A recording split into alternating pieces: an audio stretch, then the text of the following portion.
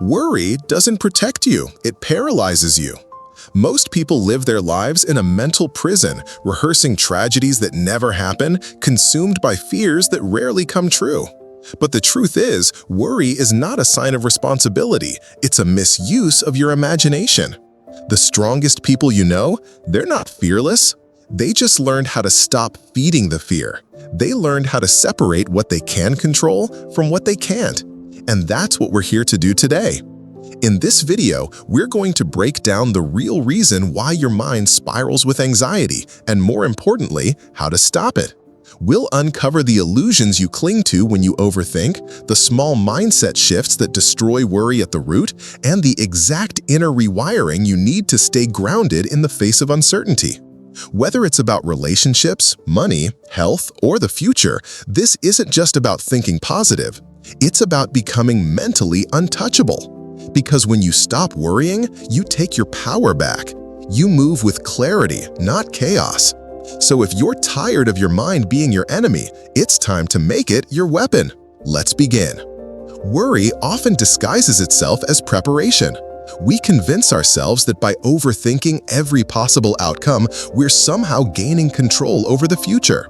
But in reality, worry gives you none of the benefits of control and all of the costs of anxiety. The truth is simple. Most of what we worry about either never happened, already happened, or is outside of our control entirely. Yet your mind clings to the illusion that if you think harder, analyze more, or play out every scenario in advance, you'll avoid pain. But this is the trap, because the more you worry, the more powerless you feel. Worry becomes a loop, the brain searching for certainty in an uncertain world.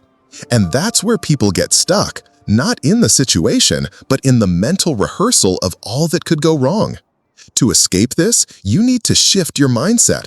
Recognize that worrying doesn't make you more prepared. It makes you more distracted, more emotionally reactive, and more likely to create the outcome you fear. Every second you spend in anxious thought is a second stolen from calm, strategic action. When you feel worry creeping in, ask yourself, is this useful? Or is this just mental noise? 9 times out of 10, it's the latter. Real control comes from clarity and presence, not from obsession and overanalysis. The moment you accept that you can't control everything, but you can control how you respond, you begin to reclaim your peace. So remember this, worry pretends to be useful, but it's just fear wearing the mask of logic. And the more you fall for it, the more you train your nervous system to treat stillness as a threat. If you want freedom from anxiety, start by cutting the illusion at its root. Worry does not protect you. It only drains the life out of the moment you're in. The mind loves to live in the future, spinning stories, imagining disasters, and asking endless what-if questions. What if I fail? What if they leave? What if it all falls apart? These questions hijack your nervous system, pulling you into imaginary chaos and convincing your body that it's real. But most of the time, it isn't. It's fantasy dressed as foresight. If you want to stop worrying, the key is to shift from what if to what is. That means grounding yourself in the present moment, because the only place your power ever exists is now. Not tomorrow, not next week, now. Right now, are you safe? Right now, are you breathing? Right now, is the problem even happening? When you pull your focus back to what is, you regain clarity. You realize that most of your pain isn't coming from reality. It's coming from the mental noise layered on top of reality. Anxiety feeds on future projection, but peace lives in present awareness. Think of your mind like a flashlight. You can aim it into a dark corner filled with fearful possibilities, or you can shine it directly on the facts in front of you. The more you focus on what is, the more you weaken the grip of what if. This doesn't mean you ignore the future. It means you respond instead of react. You make grounded decisions from a state of calm, not panic. So next time your thoughts spiral, pause, breathe. Ask yourself, what is real right now? And let the answer anchor you. Because once you stop letting your imagination punish you for things that haven't even happened, you begin to live with power. Worry loses its leverage the moment you stop believing in its stories. Worry thrives on illusion. The illusion that you can control everything, prevent every mistake, and predict every outcome. But the truth? You can't. And trying to is what fuels your anxiety. One of the most powerful mindset shifts you'll ever make is learning to separate what's in your control from what isn't. Because when you try to grip things you were never meant to hold, like someone else's choices, a company's decision, or how the world will react, you exhaust yourself mentally and emotionally. You become a slave to outcomes. But freedom begins when you narrow your focus to what you can influence: your mindset, your habits, your words, your actions, and your reactions. That's it. Everything else, how someone feels about you, whether they reply, whether your plans work out perfectly, is not your responsibility. You prepare, you show up, you do your best, and then you let go. This isn't weakness, it's wisdom. It's emotional maturity. It's understanding that surrender isn't giving up, it's refusing to let your peace be held hostage by the uncontrollable. Think of it like this: you are the captain of your ship, not the ocean. You can steer, adjust your sails, and stay focused, but you can't control the wind. And worrying about the wind changes nothing. If anything, it blinds you from steering properly. So ask yourself daily, what's within my power right now? And pour your energy into that. The moment you stop wasting energy on the external and start mastering the internal, your entire life changes. You move from reactive to responsive, from chaos to calm, from helpless to powerful. Worry fades not because everything is perfect, but because you finally accepted that it doesn't need to be. One of the biggest sources of worry isn't the world outside of you, it's the voice inside your head. That constant stream of self-doubt, guilt, overthinking, and fear-based thoughts. That voice convinces you that you're not doing enough, that you're falling behind, that everyone is judging you, that if something goes wrong, it'll be your fault. But here's the truth: that voice is not you. It's your conditioning. It's the accumulation of past failures, childhood wounds, perfectionist standards, and societal pressure. And unless you learn to silence it, it will run your life on autopilot, keeping you in a constant state of tension. To quiet the inner critic, you have to separate from it. Don't argue with it, observe it. Detach from it like you would a negative person you no longer take seriously. When that voice starts spiraling, pause and ask, is this fact or just fear? More often than not, it's fear, and fear is a liar. Train yourself to talk back. Replace "what if everything goes wrong" with "what if it actually works out?" Interrupt spirals with calm certainty. I've handled worse, I'll handle this. Affirm your own capability before panic takes the wheel. And here's something few people realize: that voice gets louder when you're tired, overstimulated, or constantly distracted. So prioritize peace, breathe deeper, rest better, spend time in silence. Because in the stillness, your wiser voice, the calm, grounded one, can finally speak. That voice will never shame you, never rush you, never make you feel like you're not enough. It will guide you with clarity, not fear. And the more you listen to it, the less power the inner critic holds. You don't need to be perfect to deserve peace. You just need to stop believing every thought that crosses your mind. Thoughts aren't facts. Feelings aren't forecasts. And once you learn to silence the critic within, the world outside becomes a lot less intimidating.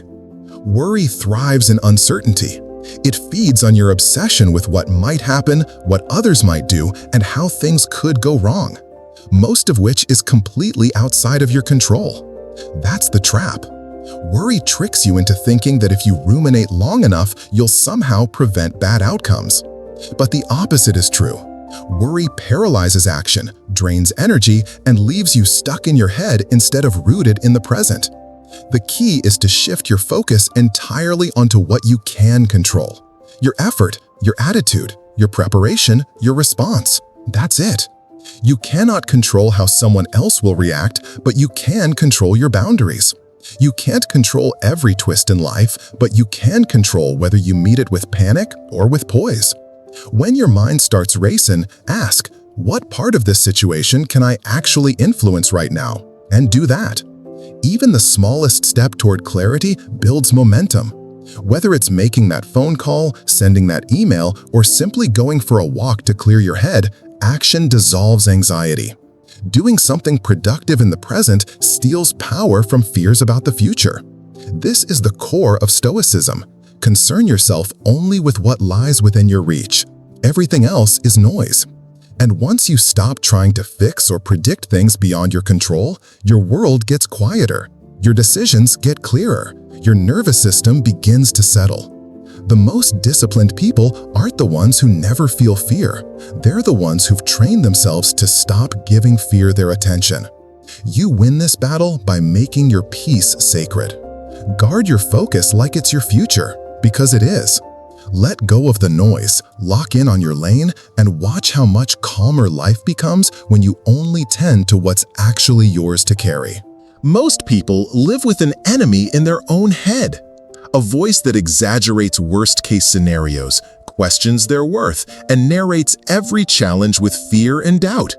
That voice, the inner critic, is often just an outdated recording of past failures, traumas, or external judgments you unconsciously absorbed. And if you don't challenge it, it becomes your reality. To stop worrying, you must rewire that voice. You have to upgrade your self-talk from anxious prediction to calm instruction. Start paying attention to the language you use when you're stressed. Do you say, "This always happens," or "I'll never figure it out"? Those are not facts, they're emotional distortions. They trigger your nervous system, hijack your clarity, and keep your mind in survival mode. Replace them. Say instead, "I've handled things before, I'll handle this too." Or, "This feels intense, but I don't need to panic." When you speak with calm authority, your body responds. Your breath slows, your shoulders drop, and your decisions sharpen. You stop spiraling and start solving. Every time you shift from fear-based thinking to grounded reassurance, you rewire your brain toward resilience. And with repetition, that becomes your default. Think of your mind like a wild horse. It doesn't obey chaos, it obeys command. Lead it with certainty. Even if you don't feel brave, speak as if you are. Your nervous system will follow. Over time, worry loses its grip, not because problems vanish, but because you stop fueling them with weak inner dialogue. You become the calm voice in your own storm, and that's where real power begins. Worry thrives on the illusion of control. It whispers, "If I just think about this enough, I can prevent the worst." But that mindset backfires because no amount of overthinking can guarantee certainty, and trying to control everything only creates more anxiety. The truth is, most outcomes in life are influenced, not dictated. You can prepare, you can plan, but you cannot force reality to bend to your will. And the moment you try to, you lose your peace. Real calm begins when you surrender the obsession with controlling how things unfold. That doesn't mean giving up, it means doing your best, then letting go. It means recognizing the boundary between what's yours to carry and what's not yours to fix. When you release the need to manipulate outcomes, you start trusting the process. You trust that setbacks are redirections, that timing unfolds for a reason, that not hearing back, not getting that job, or not having something go your way might be protection disguised as disappointment. This mindset shift kills worry at the root. You go from constant resistance to peaceful navigation. Instead of fighting life, you move with it. You observe, you adapt, and you stay anchored in yourself, not in outcomes. This is how strong people operate. They don't panic when things don't go to plan because they've trained themselves to stay grounded in uncertainty. They've accepted that their power lies in how they respond, not in forcing everything to go right. The less you grip, the more life flows. The more you accept, the lighter you feel. When you let go of control, you make space for clarity, timing, and peace to rise in its place. That's the paradox. True strength isn't about controlling everything, it's about knowing you'll be okay even if you don't. If you want to stop worrying, you can't just wait for calm to find you. You have to create it. And that starts with building daily habits that anchor your mind in stillness. Think of your brain like a muscle. If you let it run wild, constantly reacting, predicting, and fearing, it becomes tense, overworked, and prone to anxiety. But if you train it, even for 10 minutes a day, to slow down, to observe instead of react, to breathe instead of panic, you start rewiring your entire internal system. Meditation, breathwork, journaling, walking in silence, these aren't just spiritual fluff. They're real tools that shift your nervous system from chaos to clarity. Every day you take to sit in silence, even when your mind is racing, is a day you're showing your brain who's in charge. You're saying, we don't chase every thought. We don't fear every feeling. We sit, we breathe, we stay grounded. That level of calm is earned. It's not something you fake, it's something you cultivate. And once it's wired in, you carry it everywhere, with your relationships, your career, your problems. You become someone who others lean on, not someone who crumbles under pressure. Worry loses power when you stop giving it attention. And when you choose stillness as a daily practice, even for a few moments, you begin to break the habit of panic and build the habit of peace. You stop being a slave to your emotions and start becoming the one who decides what gets your energy. That's how you kill worry, by creating a life where your mind is trained to stay calm, no matter what chaos is around you. Peace isn't passive, it's a practiced skill, and the ones who master it, they become unstoppable. If this message grounded you, if it helped quiet the noise inside your mind, don't keep it to yourself. There are people out there right now battling storms in silence, and they need to hear this. So take a second to like the video, drop a comment below with your thoughts, and subscribe if you want more content that sharpens your mind and strengthens your spirit. Remember, peace doesn't come from the outside. It's built from within, one disciplined thought at a time. This channel is your reminder to stay still in the storm, to rise above worry, and to lead with calm in a world that profits off your panic. Stay sharp, stay grounded, and I'll see you in the next one.